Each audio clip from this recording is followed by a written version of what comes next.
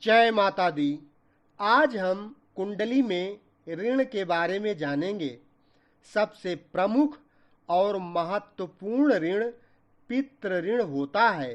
यदि आपकी कुंडली में पितृ ऋण दोष है तो सबसे पहले इस दोष का उपाय कर लेना चाहिए, क्योंकि जब तक यह दोष शांत नहीं होगा तब तक कोई अन्य दोष के उपाय कारगर होंगे ही नहीं। इसलिए सबसे पहले पितृ ऋण दोष का उपाय करना चाहिए। यह ऋण पितरों यानी पूर्वजों का ऋण है। पिता गलती करता है, पुत्र फल भोगता है। यह बात जल्दी गली नहीं उतरती, लेकिन ध्रुव सत्य है, टेस्टेड एंड प्रूव्ड है। लोग आपके आसपास ही मिल जाएंगे, बहुत पूजा पाठ करते होंगे, किसी का बुरा करने की छोड़े, बुरा करने की सोचना भी उनके लिए पाप होगा।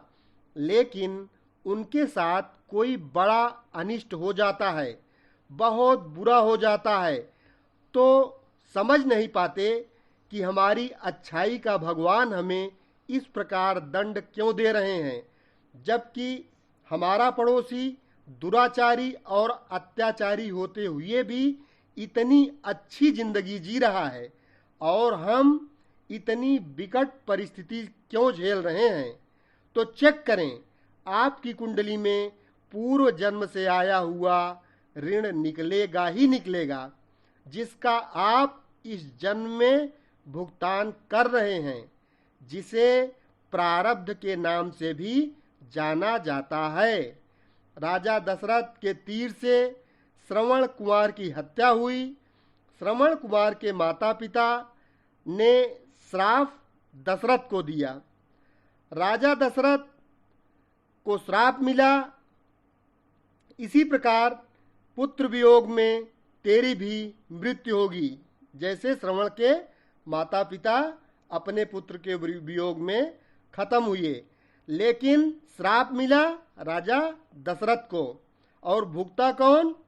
आखिर राजा दशरथ तो ठीक है पुत्र वियोग में गए, लेकिन इसका भुगतान श्री राम भगवान को भी करना पड़ा। अपराध की सजा अपराध किया कोई और भुगतना पड़ा बच्चे को। इस प्रकार से अब प्रश्न उठता है कि ऋण, ये जो पितृ ऋण है, इसका पता कैसे लगे, जातक कैसे जाने कि अमुक अनिष्ट ऋण पितृ के कारण हो रहा है, यह किस पूर्वज के पाप या श्राप के कारण है, और पितृ ऋण अनिष्ट के निवारण का उपाय क्या है।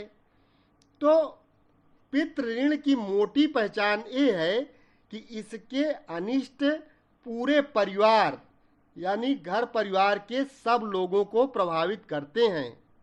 सबको नहीं तो अधिकांश को तो करते ही हैं।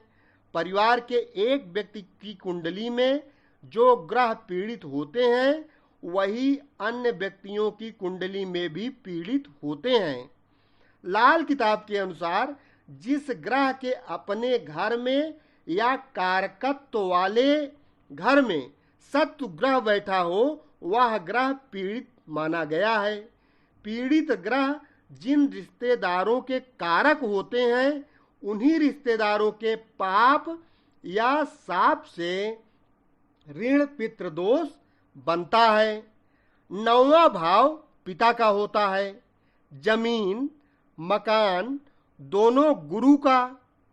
गुरु किसी प्रकार से पीड़ित हो रहा है तो पितृ ऋण बन जाता है।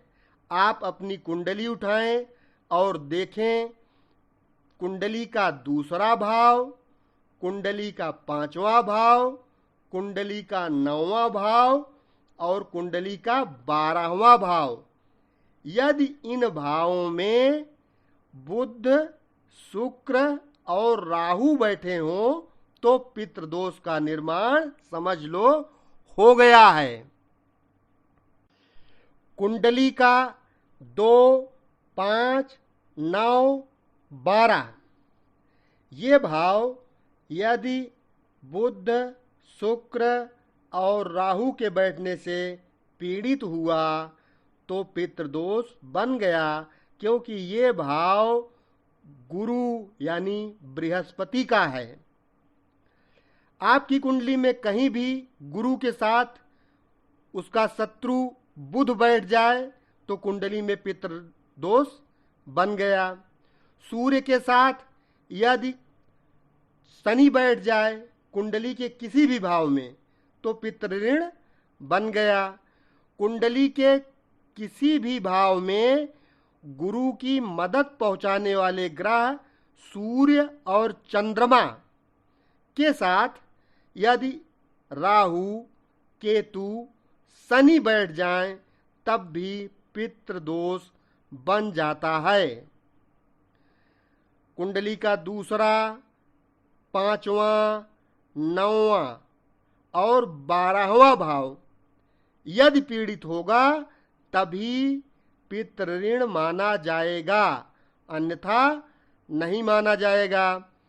पितृऋण तब डेवलप होता है जब पितरों को सम्मान न दिया गया हो, विद्वान गुरु के साथ अन्याय किया गया हो, पाप कर्म किया हो, धोखा दिया हो, तब पितृदोष यानी पितृऋण बन जाता है। जो आपका कुल पुरोहित होगा, अचानक ये सब बंद करवा दिया हो या कुल पुरोहित बदला गया हो तब भी पितृऋण बन जाता है।